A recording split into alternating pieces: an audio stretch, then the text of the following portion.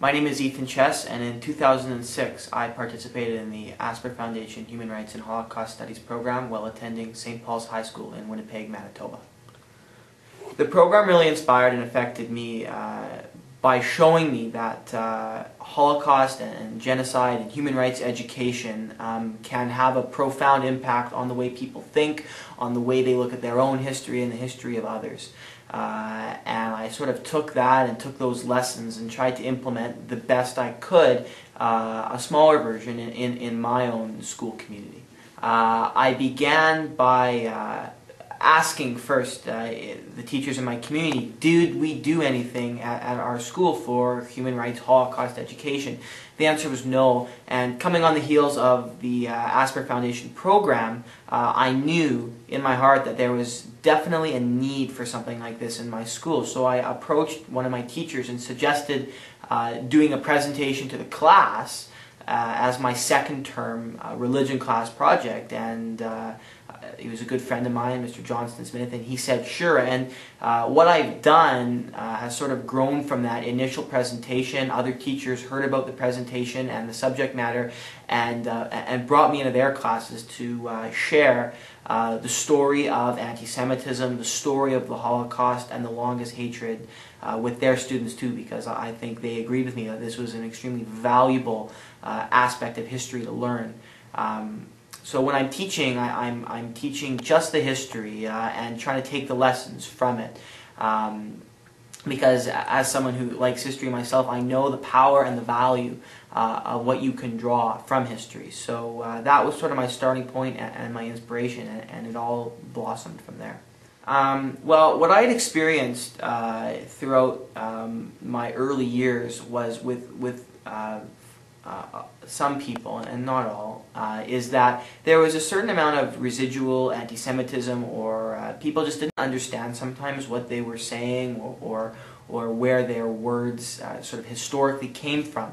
So my goal and my objective was to really inform people as to when a thought that isn't understanding, a thought that isn't caring what another group of people cross their minds. My goal was to help them understand where that comes from and what the historical bases are for that, and hopefully to change their thinking the next time something like that comes across their mind, and hopefully not their lips.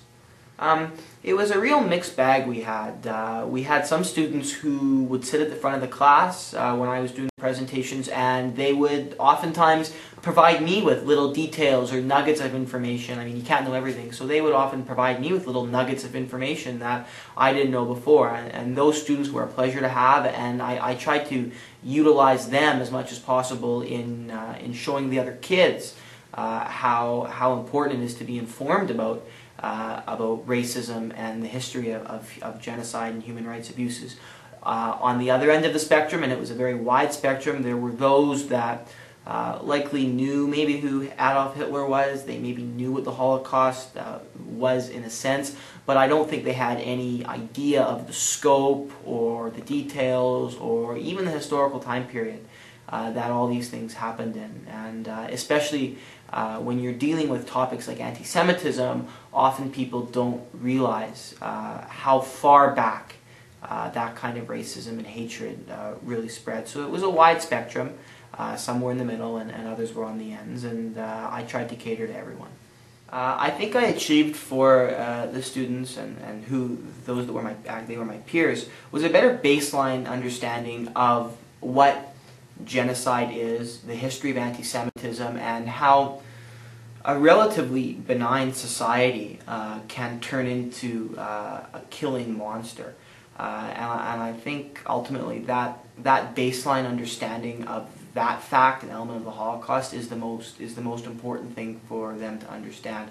I wasn't expecting everyone leaving the classroom to become human rights crusaders, or expecting them to go and fix racism in the world. But my goal was simply to provide people with a better sense of the history and a better understanding, so then they can hopefully make better informed choices, words, and actions down the road. You know, I generally evaluated the effectiveness of the classes by students coming up to me after and their reactions. So the more times I got students coming up to me saying, "Oh, I didn't know that before, I didn't realize that before," or sometimes students would come up and they could make a connection to what I said. Maybe their family was from an area in Europe and they had some particular historical connection that they could sort of make the Holocaust more living for them and more real for them. That's when I really evaluated the effectiveness. It was those personal conversations that I was able to have with people after the classes, and oftentimes those were the most meaningful, where you get a bit of sense of gratification and you know that you've helped inform someone else about something they didn't know. I couldn't have done it without the support of my school. There were so many people there who were constantly supportive and encouraging of what I was doing. I really couldn't have done it without them.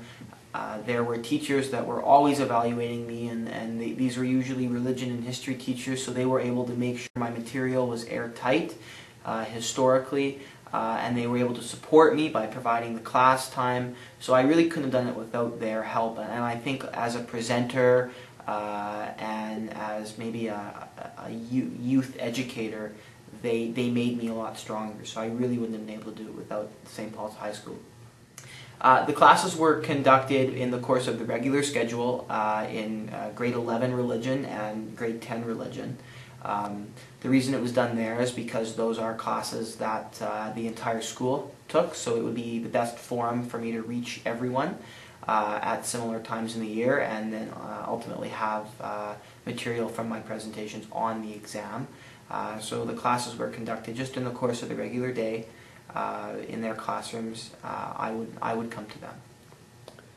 I taught about 20 classes over the course of 4 years, and I estimate that I shared my material with about 500 students.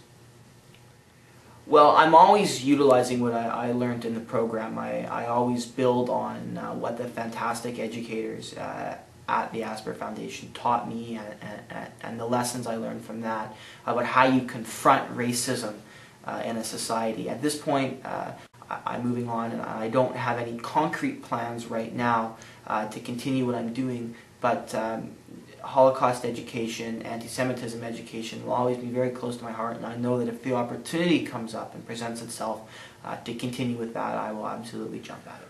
Well, why did I do what I did? That's a very interesting question, and looking back on it, I was just a 5 foot tall, barely grade 9 student that just felt this was what needed to be done. There was a need in the community, and I believed, and I still do, that I was a good person to fill that need. Hopefully I could share my limited talents as a presenter and connect with people my own age. So it was really, for me, about service and serving the community and helping them where I could. It was not a selfish pursuit at all. It was really about doing the best I could to help my school community, because I really did care for it, and still do, even though I'm graduated. So that's why I sort of embarked upon this little journey.